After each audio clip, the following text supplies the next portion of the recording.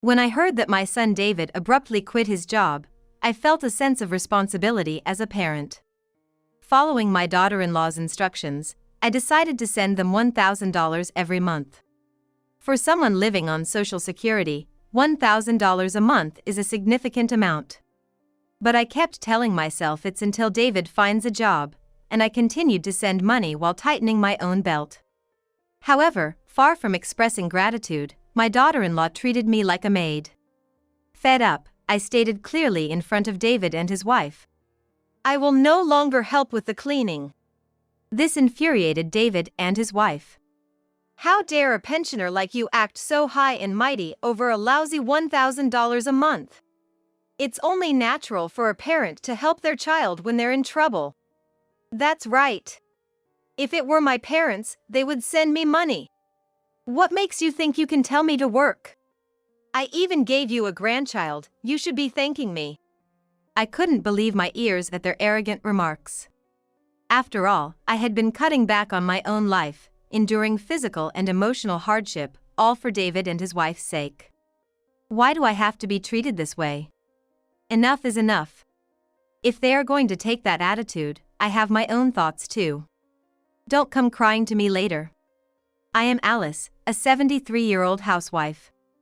David, my eldest son, always had a bit of arrogance due to his academic abilities, which worried me. After graduating from college and starting to live on his own, he showed no sign of getting married. But 5 years ago, he brought home his coworker, Hope, announcing that she was his fiancée. Eventually, David and Hope, who got married, started living in a condo about a 30-minute drive away. When their daughter Sarah was born, we had fun times like going out to pick out a baby doll for her, and taking family photos with David's family. But everything changed after my husband passed away 4 years ago. David's decision to quit his job was the trigger. He was ridiculed by his boss in a meeting for a project he worked hard on and couldn't stand it. Shocked by the message from David, I immediately called him. "Have you already found your next job? I'll take it easy for a while and then start looking." I was taken aback. Wasn't it irresponsible of him, a married man with a young child and a wife? "You haven't started looking yet? Sarah is still only 2 years old. It will be tough for Hope to work full-time. Or are you going to be a house husband?" "Of course not, housework is a woman's job." "Don't worry, I'll work eventually." His casual tone did nothing to ease my worries. But it felt strange to lecture David, now in his 40s, about his responsibilities as a father. Thinking of Hope's feelings, I was consumed by guilt. It must be a disaster for her that her husband, who worked for one of the leading companies, suddenly quit his job. I contacted Hope and headed for David and Hope's condo. "I'm sorry that my son has caused you trouble." In response to my deep apology at the front door, Hope vented her intense anger. "What kind of upbringing did you give that man? It's a husband's duty to provide for his family, right? Our life plan is totally ruined now. Please take responsibility as a parent." "Oh, I'm sorry. I plan to support him as a mother until he gets a job."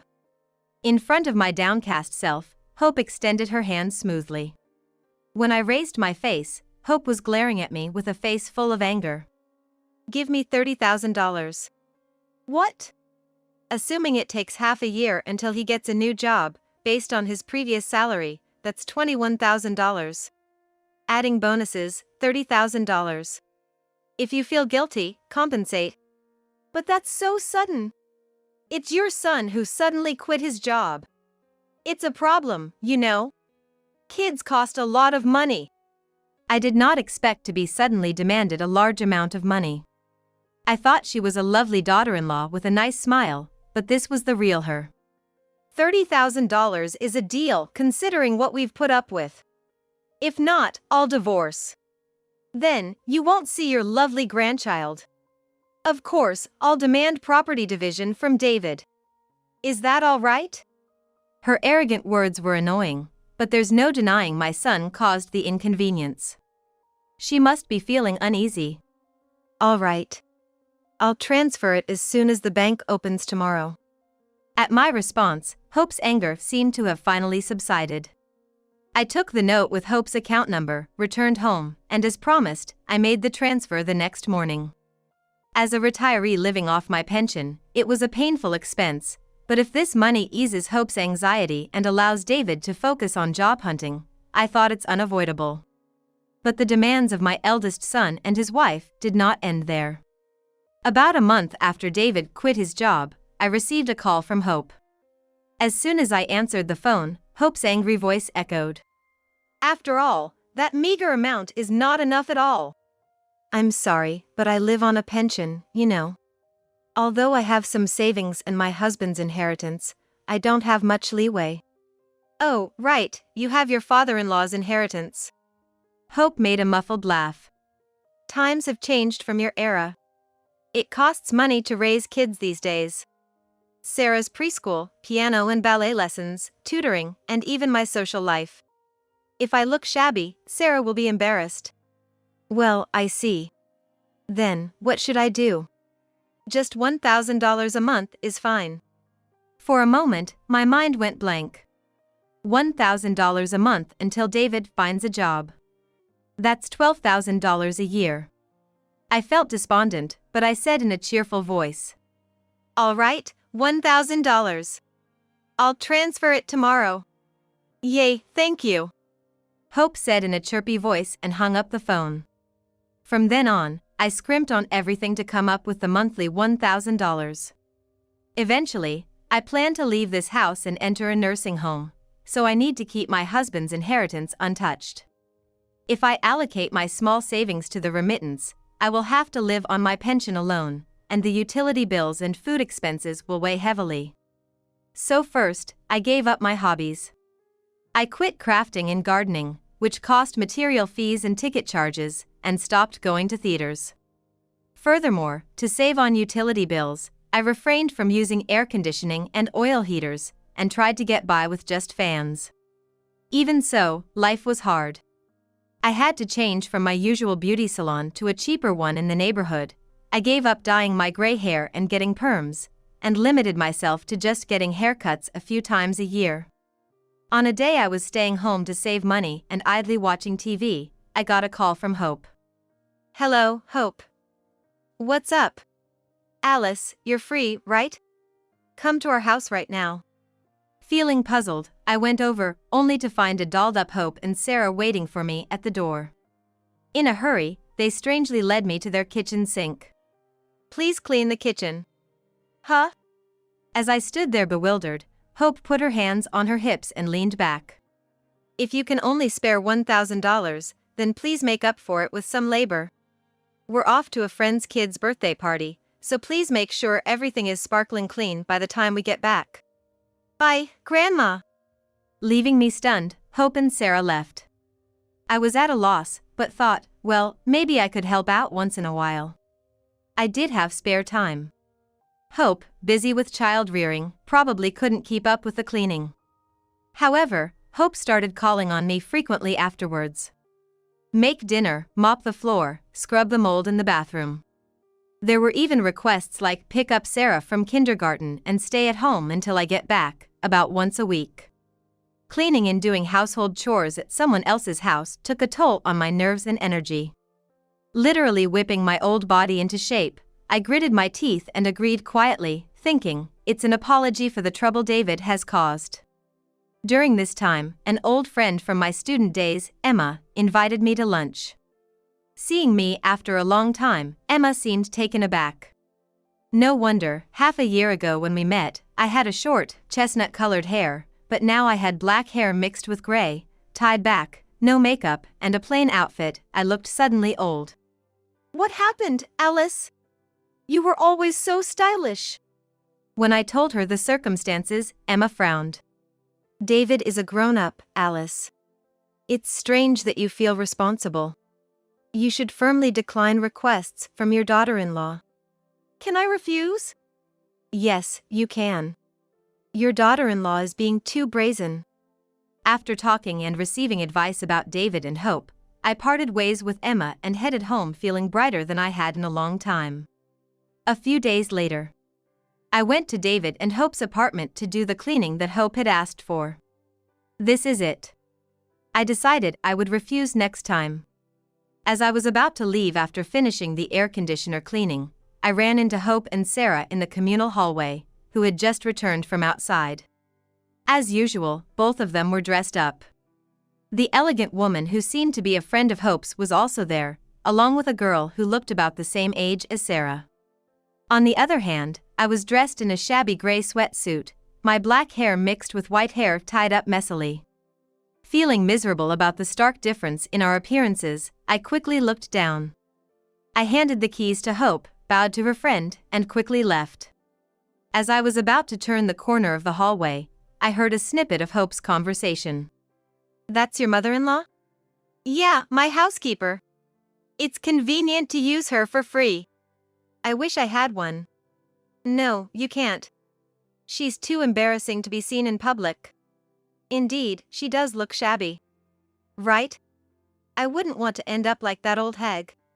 I felt hot all over with embarrassment and anger. Who does she think is forcing me into this frugal life? After I got home, I contacted David saying, "I'd like to have a talk with you and Hope." A week later, on a weekday when Sarah was at kindergarten, I proposed a meeting, which David's couple readily accepted. On the day, as I was invited into their lovely living room and took a seat on the sofa, I looked at Hope and confronted her directly. "I won't be coming to help with cleaning anymore." After a moment of silence, Hope rattled off complaints rapidly. "Why not? You promised to support us until David gets a job. Are you abandoning us?" "Hope, I'm not a maid. I was going out of my way to help because David was causing trouble, but I'm done." I stared alternately at the faces of Hope and David, and I spelled it out for them as if they were slow. "Not working is David's problem, not mine. And if you're struggling to get by, you should think about working yourself before asking me for money." At this, David slammed his hands down on the table. With a loud thud, my heart jumped. Surprised, I looked at David, who was glaring at me with a vein pulsating in his forehead. "How dare a pensioner like you act so high and mighty over a lousy $1,000 a month? As a parent, it's only natural to help out your struggling kids. Just take care of us without complaining." "Yeah. My parents would definitely help out in your situation. Telling me to work, who do you think you are? We even gave you a grandchild, you should be thanking us." I couldn't believe my ears at the arrogance of David and Hope. After a moment of stunned silence, a fierce anger surged up in me. I had been scrimping and saving, enduring both physical and mental hardships to keep sending money for David and Hope. Why should I have to put up with this? Enough is enough. If they're going to act like that, I have my own thoughts on the matter. Don't expect me to feel sorry when you're crying later. After taking a breath, I said in a low voice. "Oh really? If that's how you feel, I want my money back. $60,000. Huh?" My firm rejection left David and Hope flustered. "I never said I didn't need the money. Remember, you're David's mom. You fulfilled your responsibility." "I don't know about that. David hasn't fulfilled his duties as a husband or a father either." Hope snickered and defended David. "This man takes care of Sarah. When he's home, he bathes her, feeds her, even takes her to the park. He's very devoted to childcare since he's not working." "Oh, he does work sometimes." "Huh? Hope, he hasn't given you any money. That's odd." With a provocative tone, I called her out, and Hope made a puzzled face. Meanwhile, David began to fidget noticeably. I continued my poor act. "Oh, I see. David's been pouring all the money he earned from his part-time job into the casino. He's too busy visiting the casino and hardly ever goes to the job center. I wonder if he feels guilty and that's why he's taking care of Sarah." Hope's eyes widened. "And I know the real reason why he quit his job." At my smug face, David's cheeks twitched. "He told you that he resigned because his project was ridiculed by his boss, but the truth is, he got drunk and hit on the boss's daughter, which enraged him." That's the real reason. Why do you know that? I shrugged and explained. I heard it from Emma. From Emma? David asked, repeating what I'd just said. Emma works as a cleaner at the company you used to work at. I didn't know that, he replied. You wouldn't recognize her in her uniform. The news spread through the office right after you quit, and it even reached Emma's ears. David, is what she just said true? Instead of replying, David fell silent, looking sullen. Then, I tried to recreate the conversation that Emma taught me. Man, those rumors about you being the company's top beauty are legit. Compared to you, my wife Hope is a piece of junk. Gotta admit, younger women are just better. Hey, why not keep it hush-hush from the boss and we can hang out? I'm destined for success, you know, there's no loss in choosing me. As I altered my voice and postured, David swiftly paled, stumbling over his excuses. Did I really say something like that? Can't recall it at all. Guess it was just a slip of the tongue while drunk. Hope, you'll forgive me, right? Oh, you know what they say about alcohol revealing one's true self. As David tried to feign ignorance, Hope, sitting next to him, was blushing crimson, her fists tightly clenched. Am I a piece of junk, huh? No, it's not like that. Just a slip of the tongue. You are lying. Hope grabbed David by the shoulder and began to shake him furiously.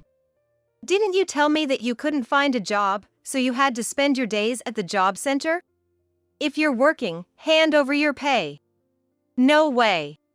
If I give it to you, it'll just disappear on your bags and Sarah's clothes. Of course, the husband's money belongs to the wife. That's where you're wrong. David retorted just as furiously. Hope pointed at me with a fierce expression and unleashed a tirade. This old hag only gives me a measly $1,000. I have to beg my dad for the rest. Aren't you ashamed as a husband? Of course $1,000 isn't enough for you to lavish on your boys. Did you already give away the initial $30,000 I gave you? I'm not supporting them. I'm just helping out Mike with his dreams. At Hope's words, David tilted his head in confusion. I've never heard about you getting $30,000 from my mom. Oh, shoot. Hope hurriedly covered her mouth. Having accidentally revealed her secret in the heat of argument, it seemed Hope decided to just double down. She's got guts. Who's this Mike guy? He's just a classmate from college. Wow, he looks like a pop star. Did you hit it off at a mixer? Does he know you're a married woman with a child? As I placed the photo taken by the private investigator on the table, Hope snatched it up and shoved it into her pocket. David's face changed. I thought it was strange that you were dressing up so young when you left Sarah with me. You were making my mom not only do housework, but also look after Sarah? You're abandoning your duties as a mother. You had a PI track me? You really have too much time on your hands. After swearing at me, Hope turned a forced smile towards David. David, don't believe what your mom says. He's just a classmate from college. I'm just helping him with his band activities, selling tickets, buying merchandise, and occasionally giving him a bit of cash as a tip. A tip? So, you're essentially showering a young guy with gifts. And you call yourself a mother. At his final words, Hope exploded. All you do is nag about motherhood. The fool who tries to seduce his boss's daughter is the one unfit to be a father. I married you because I heard you had a promising future working at a big corporation, but you just up and quit. You're nothing more than trash now that you're unemployed. David was also incensed by Hope's screaming, spit flying from her mouth, her eyes bloodshot. What did you say? I tried to extort money from your mother, but your mother is poor. You two are just as useless. What did you say, you jerk? Okay, keep your fighting for after I've left. Alice stepped in between the arguing couple, who looked ready to start brawling at any moment, waving a piece of paper. Both of you, read this. No way, it's a hassle. David clicked his tongue next to Hope, who tilted her head. This is my dad's handwriting. What? The couple went pale as they read the paper, their faces on the verge of tears. It's no wonder. The paper was a message from Hope's father. It seems you guys don't want to work, so I'm cutting off financial support to Hope this month. From now on, combine your strengths as a couple and pay back the $66,000 you owe David's mom. Mom, you went to Hope's parents' house? Yes, I did. I smiled at David, who asked nervously. I showed them a photo of Hope giving a wad of cash to a boy in a cafe, and of David gambling. Furthermore, I told them, I'm supporting them with $1,000 a month, yet Hope treats me like a housemaid. They were quite angry. Unable to participate in a discussion due to work, they entrusted this to me. What? It's totally inappropriate to storm into my parents' house. This is our problem. Don't involve my parents. You have the nerve to say that after involving me. I was dumbfounded by Hope's selfish remarks. Now, as Hope just said, this is a problem between the two of you. It was wrong to ask me for help. From now on, you should manage on your own without relying on your parents. First, return the $66,000. You owe it. At my words, Hope, who had been yelling just a moment ago, suddenly changed her attitude. With a pitiful expression on her face, she began to speak in a coaxing tone, dripping with excuses. It's too late for me to start working now. I decided to become a housewife once I got married. If you insist on me working, I want to start a nail salon. I guess $50,000 would be enough? Following Hope's lead, who was implicitly begging for money with teary eyes, David also drastically changed his attitude. He knelt before me, adopting a begging pose and pleading in a pitiful voice. I'm 45, you know? It'll take time to find a job that suits me. So, I'll need to ask you for a little more support. I promise I'll pay you back someday. Please, I'll work. Please give me $50,000 to start my salon. Also, please continue to support us with $1,000 a month. Shut up! At the sound of my shout echoing in the room, David and Hope looked startled. Don't keep babbling on and on. Aren't you ashamed as Sarah's parents? Have some parental awareness. David and Hope, who had been taken aback, sat up straight under my glare. Yes. You're supposed to earn your own damn keep. You're pathetic. I am sorry. I don't want to waste my energy. Don't you dare make me angry. I'm sorry. Seeing David and Hope shrink in fear, I felt a jolt of realization. Oh, I'd done it. I had completely sealed away my turbulent past, a result of my parents' divorce when I was young. Emma had warned me when I got married, when you lose your temper, it's like a demon's face. It's not good for children's education. So I always left disciplining David to my husband and played the supportive role. But this time, my anger had long exceeded its limit. I finally lost patience with the pathetic couple. Hey. It's a complete lie to say she is not scary when she is angry. I had no idea either. It was always Dad's job to get mad at me. I once again showered my eldest son and daughter-in-law, who were whispering to each other, with shouts of anger. So, are you returning the $66,000 or not? Which is it? We will return it. Trembling, my eldest son and his wife shouted in unison. David, getting up off his heavy ass, began looking for a full-time job in earnest. However, it seemed like he kept failing in the interviews, perhaps because his arrogant attitude slipped through. Having no choice, David abandoned his career in office work and took a job at a factory. But with just that, he was barely making ends meet and couldn't put anything towards repaying his debt to me, so he was desperately earning money by also working part-time on his days off. He scoffed at me, saying $1,000 or so, but he must be feeling the difficulty of earning $1,000 down to his bones. As for Hope, she apparently begged her father for the $50,000 she needed to start a nail salon. As expected, she angered her parents and they cut off ties with her. A younger guy from college named Mike dumped her swiftly after she told him that she was married and couldn't provide any financial support. So, Hope began working as well. Just like David, she is juggling several jobs and paying back the debt to me every month. The eldest son and his wife, full of mutual distrust, can't stop fighting and divorce has been discussed, but if they divorced, paying back the debt would become even more difficult, so they reluctantly live together. Unable to bear seeing the constantly squabbling couple, Hope's parents have taken Sarah to their home. I was able to start using the $1,000 per month that I had been giving to the eldest son and his wife for myself, and by securing repayments from the two of them every month, I regained a comfortable lifestyle. I made an appointment at the hair salon I used to frequent for the first time in several years, had them tidy up my hair, and dyed it ash color. I refreshed my mood, bought new makeup and clothes, replaced my old interior goods, and did all the things I had been refraining from doing for the past few years, letting out my pent-up desires. I blocked the contact details of the eldest son and his wife because they were annoying. The phone kept ringing from both of them. I received long messages full of complaints, and they kept begging persistently, saying, "I'm sorry, give me money." The eldest son and his wife are hopeless, but my granddaughter Sarah is cute, so I keep in touch with Hope's parents and let me see her occasionally. Both I and her grandparents can't help but smile at Sarah, who is innocently cute, unlike the eldest son and his wife. I no longer have to worry about the lives of the eldest son and his wife, and I feel as though a weight has been lifted off my shoulders.